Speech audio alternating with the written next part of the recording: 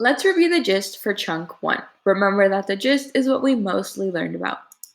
In Chunk 1, we learned that the 4 women who worked in NASA will receive awards for all of their work. Now let's continue reading our second chunk. It starts with our heading, The Women Did Important Work for NASA. Remember that the heading lets us know what we will be reading about in this section, so it sounds like this section will mostly be about all of the work they did for NASA. But let's read and find out. Ms. Johnson was a mathematician. She figured out the flight paths for astronauts. Her work made sure they could return safely. She mapped the path for John Glenn. He went around the Earth. She also planned Neil Armstrong's trip to the moon. Miss Vaughn led a group of computer experts.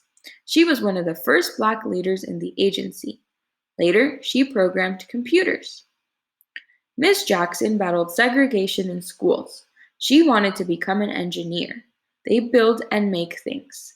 She was told to take a class. The classes were only offered at an all-white high school. She had to fight to be allowed in. Then she became the first Black woman engineer at NASA.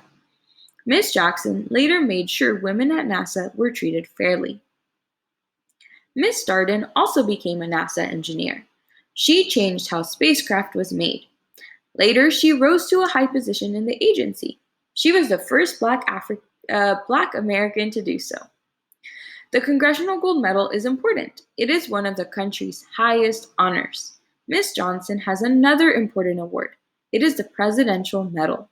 President Obama gave her the award.